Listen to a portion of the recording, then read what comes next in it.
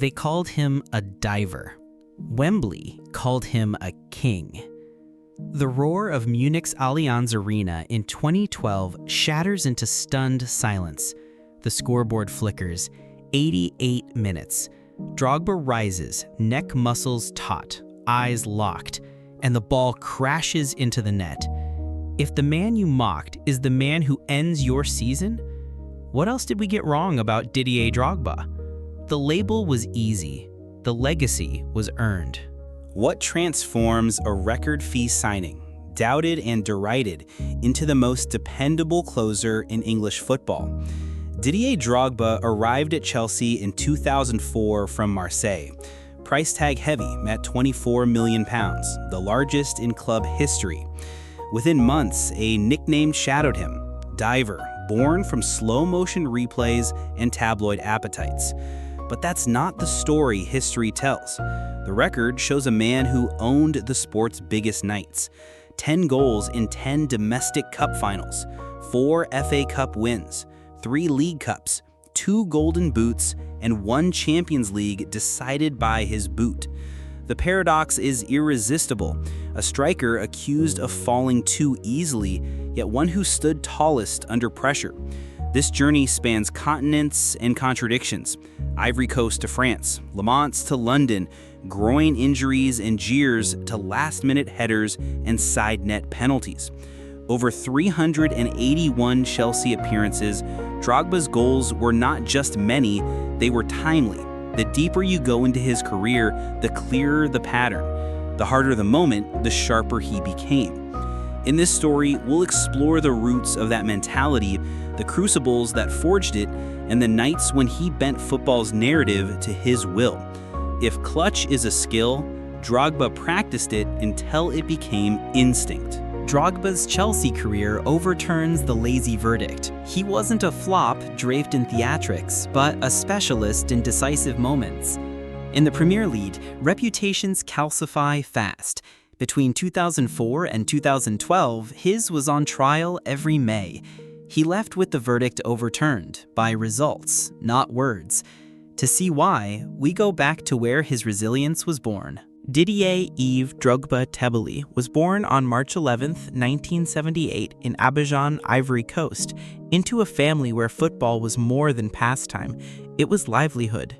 His uncle, Michel Goba, was a professional striker in France and would later become one of the most influential figures in Didier's life. When Drogba was just 5, Ivory Coast's economic and political pressures pushed his parents to send him to France. The boy clutched a small bag and boarded a plane alone, stepping into the unknown. He lived with Goba in the Parisian suburb of Antony, spending afternoons on rough concrete pitches that demanded improvisation and fearlessness. Homesickness weighed heavy. He missed his parents deeply, but the experience planted early lessons in adaptability and self-reliance. When his parents joined him in France a few years later, the foundation of his personality was already set, disciplined, observant, and ready to fight for space on and off the pitch. Football became his anchor. At 10, he was already showing flashes of uncommon strength for his age. Neighbors remember him as polite but fiercely competitive, the kind of child who'd turn even casual kickabouts into contests. His parents valued education, so school came first, but his weekends belonged to the ball. By 15, Drogba joined Levallois SC, a modest club in the Paris region. There, coach Jacques Pellissier saw both raw potential and an unusual maturity. He was a man among boys, physically imposing but thoughtful. He learned quickly because he listened. These traits would later become trademarks: the ability to absorb tactical instruction and the willingness to do the unseen, grinding work for the team. Yet there was no meteoric rise. Unlike teenage prodigies in academies of Marseille or Paris Saint-Germain, Drogba's journey was slow burn. He juggled studies with football, took long train rides to training, and fought for every step up the ladder. This late bloomer path meant that by the time he turned professional, he had already built a resilience that no crowd or critic could easily shake. The boy who learned to adapt in a foreign land would one day adapt on the biggest stage. Drogba's professional story began not in a glittering academy, but in the less glamorous trenches of French football. At 21, unusually late for a modern striker, he signed his first professional contract with Le Mans in Ligue 2. His arrival was marked by a mix of relief and urgency. Relief that the dream was alive, urgency because he knew he was already years behind the so-called wonder kids of his generation. At Le Mans, progress was uneven. Groin and ankle injuries disrupted his rhythm, limiting him to flashes of what he could be. But those who trained with him noticed two constants: work ethic and adaptability. Didier wasn't just a finisher, he learned to play with his back to goal, link midfield to attack, and press defenders into mistakes. In 2002, Guy Lecombe at Guingamp saw more than a decent Ligue 2 striker. He saw untapped potential. Drogba moved for a modest fee, and in his first half season, scored 3 goals in 11 matches. The next season, 2002-2003, was his breakout. 17 league goals, many of them decisive, helping Guingamp to a surprising 7th-place finish. His ability to bully defenders, yet showed delicate first touches in tight spaces, drew attention across Europe. The leap came in 2003 when Olympique de Marseille signed him for €6 million. In the 2003-2004 season, Drogba scored 32 goals across all competitions, fired Marseille to the UEFA Cup final, and was named Ligue 1 Player of the Year. His performances in Europe, goals against Liverpool, Newcastle, and Inter Milan, announced him on the continental stage. Teammates spoke of a player who seemed to grow in direct proportion to the stakes. The bigger the match, the calmer he looked, said Fabien Barthez. This quality, later to define his Chelsea years, was already evident in Marseille's raucous, staid velodrome, where fans demanded passion and production in equal measure. By summer 2004, interest from top clubs was inevitable. Chelsea, fresh from Roman Abramovich's takeover and guided by Jose Mourinho, were in the market for a striker who could combine physical dominance with big game temperament. Drogba fit the profile. On July 19, 2004, he signed for a then-club record £24 million. He landed in London carrying the weight of that fee, the hopes of a new era at Stamford Bridge, and a style of play that the Premier League was not used to, a mixture of raw strength, calculated movement, and a flair for the dramatic. The stage was set, but the first act would be far from smooth. The price tag would define his arrival. What came next would define his legacy. The first act of Drogba's Chelsea career was a collision between expectation and adaptation. His debut season, 2004-2005, brought silverware, Chelsea's first league title in 50 years, and a League Cup, but also an undercurrent of skepticism. Injuries interrupted his flow, and while he scored 10 league goals, the English press was quick to pounce on moments they perceived as theatrics. The defining early flashpoint came on 18 December 2005 against Arsenal at Highbury. Drogba scored twice to secure a 2-0 win, but the headlines fixated not on his goals, but on his perceived overreactions to challenges. This was the match where the diver label began to cling in earnest, fueled by pundits and rival fans. It was an image hard to shake, even when his performances suggested otherwise. Then came March 2006, when a BBC interview took a soundbite out of context. He was quoted as saying, "Sometimes I dive, sometimes I don't," a remark he immediately clarified as a misunderstanding. But the damage was done. Every fall, legitimate or not, was magnified. In the unforgiving theater of the Premier League, perception became reality. And yet, beneath the noise, something was shifting. Drogba began to embrace the combative lone striker role in Mourinho's 4-3-3. He learned when to fight for every aerial ball, when to hold up play to relieve pressure, and when to gamble on a near-post run. By the 2006-2007 season, the transformation was visible. 20 Premier League goals, 33 in all competitions, and crucial strikes in both the League Cup and FA Cup finals. The FA Cup final on 19 May 2007 at the newly rebuilt Wembley became his first Great English showcase. In 116th minute with the match goalless against Manchester United, Drogba combined with Frank Lampard in a tight 1-2 before sliding the ball past Edwin van der Sar. Chelsea lifted the trophy, and Drogba was the hero, not the headline villain. This season marked his personal turning point. He proved he could not only survive in the Premier League, but dominated, delivering under the highest stakes. The goals weren't just numerous, they were decisive. In finals and title run-ins, he was no longer merely part of the system, he was the difference. For Chelsea fans, the conversation began to change. For rivals, the jeers continued, but now they were laced with a grudging respect. Drogba had begun the long process of dismantling the narrative that had dogged him since arrival. The finals would become his kingdom, but his reign had only just begun. If 2006-07 was the turning point, the seasons that followed were the coronation. Didier Drogba's peak years at Chelsea cemented him as one of the Premier League's most formidable and feared strikers, a forward whose influence went far beyond goals. 2006-07, the complete center forward. Drogba's first Golden Boot season was a statement of intent. 20 Premier League goals, 33 in all competitions. But it wasn't just the numbers, it was the caliber and timing of those strikes. He scored in both the League Cup final against Arsenal and the FA Cup final against Manchester United, delivering silverware in games where margins were razor thin. The combination of physical dominance, aerial prowess, and a refined touch made him the template for the modern number 9. 2007-08, European heartbreak, domestic dominance.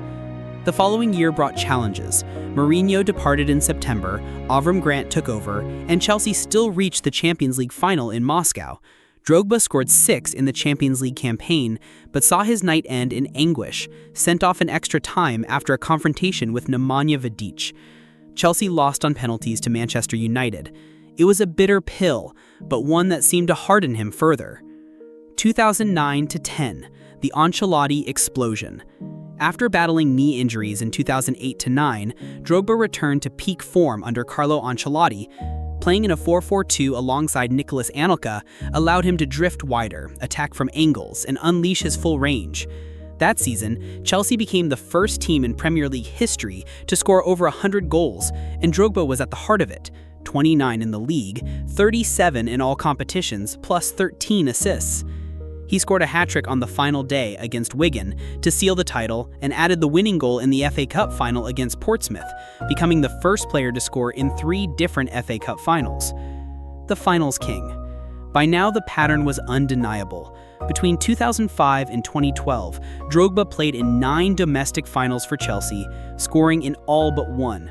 4 FA Cups, 3 League Cups, each with his fingerprints on the decisive moment. His record? 10 goals in 10 finals. The numbers were staggering, the moments unforgettable. Style and substance. What set Drogba apart in his peak wasn't just the goals, it was his capacity to play multiple games at once. He fought the individual battle with defenders, manipulated referees, led the press, and when needed, became a playmaker. He could switch from battering ram to delicate technician in a heartbeat, a thunderous volley one week, a chipped assist the next. Reputation shift. By 2010, even rival fans who booed him recognized the inevitability he carried in finals. Jamie Carragher once admitted that Liverpool defenders never felt comfortable against him, while Sir Alex Ferguson called him virtually unplayable on his day. The diver narrative hadn't disappeared, but it was being buried under a mountain of medals and match-winning performances. 2011-12, The Last Dance. His last full season in blue would become his most iconic. Though Fernando Torres had been signed for £50 million, Drogba was still the man for the big occasion. He scored in the FA Cup final against Liverpool, his 4th in that fixture, and then came Munich. Against Bayern in their own stadium, Drogba spent 88 minutes chasing shadows and defending set pieces. Then, in one leap at the near post, he changed everything. The equalizing header, the extra time penalty conceded but saved by Petr Cech, and finally, the last kick, the winning penalty in the shootout to give Chelsea their first Champions League title. By the time Drogba left that summer, he wasn't just a striker. He was a closer, a man who could script the ending of football's biggest nights. But every reign meets its turning point, and his next chapter would test his legacy in a different way. After the euphoric high of Munich 2012, the natural question was, what next?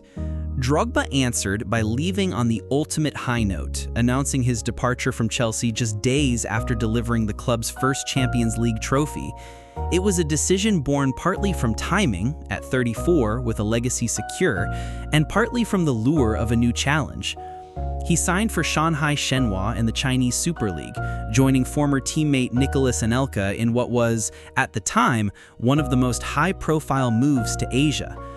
The transfer brought a lucrative contract and global attention, but the footballing impact was muted. Drogba managed 8 goals in 11 appearances, yet disputes over unpaid wages and club instability made the stint short-lived. By January 2013, he was back in Europe with Galatasaray. In Turkey, his knack for the big stage resurfaced. He scored in the Turkish Cup final, helped secure the Super League title, and famously returned to Stamford Bridge in the Champions League to a hero's welcome, despite wearing the red and yellow of Galatasaray. His competitive fire was intact, but the intensity of week-in, week-out Premier League battles was no longer there. The true emotional pivot came in 2014 when Jose Mourinho brought him back to Chelsea on a 1-year deal. This was not the Drogba of 2006 to 10. At 36, he was a mentor and impact substitute. Yet even in reduced minutes, he delivered key goals, including a strike against Manchester United at Old Trafford. More importantly, his presence in the dressing room provided invaluable leadership during Chelsea's 2014-2015 title run. Mourinho called him a man of the club, someone whose influence extended far beyond the pitch. This phase of his career reframed his role in the game. No longer the undisputed starter, Drogba shifted into a figure of wisdom and resilience, a living reminder to younger players of what it meant to seize decisive moments. He closed his Chelsea chapter with a 4th Premier League title, carried off the pitch by teammates in a symbolic send-off at Stamford Bridge. His final playing years took him to MLS with Montreal Impact and later to Phoenix Rising, where he combined playing with ownership duties. The goals still came, but the focus had shifted towards mentoring, building football infrastructure, and preparing for life beyond the touchline. The roar of Munich had faded, but the echo of his influence was only getting louder. When the boots were finally hung up, Didier Drogba's career stood as one of football's most remarkable arcs. In raw numbers, 381 appearances for Chelsea, 164 goals, 4 Premier League titles, 4 FA Cups, 3 League Cups, and that singular Champions League crown. Yet numbers alone undersell what he meant to the club and to the game. His legacy is defined by timing, by the ability to be decisive when it mattered most. 10 goals in 10 domestic finals, equalizer and winning penalty in Munich, the first player to score in 4 separate FA Cup finals. For Chelsea fans, these aren't just statistics, there are memories that play in high definition. Beyond Stamford Bridge, Drogba's influence reached into politics and philanthropy. His appeal for peace during Ivory Coast's civil unrest in 2005 is credited with helping bring about a ceasefire. Through the Didier Drogba Foundation, he's funded hospitals, schools, and scholarships, becoming a national figure whose impact far exceeds football. To his teammates, he was a leader who shouldered pressure so others could perform. To his opponents, he was the striker they feared most when the game tilted towards chaos. To the Premier League, he was proof that a player can reshape their reputation entirely through performance. Legends aren't measured by the minutes they play, but by the moments they own. From Abidjan's streets to Munich's glory, Drogba's story is a testament to resilience, reinvention, and the art of timing. Great talent wins games, great stories win hearts, and his was both. Which player in your eyes defines the term big game player? Let us know in the comments. For the next chapter, join us as we explore the untold story of Frank Lampard, the relentless heart of Chelsea. Every ending is the start of another legend.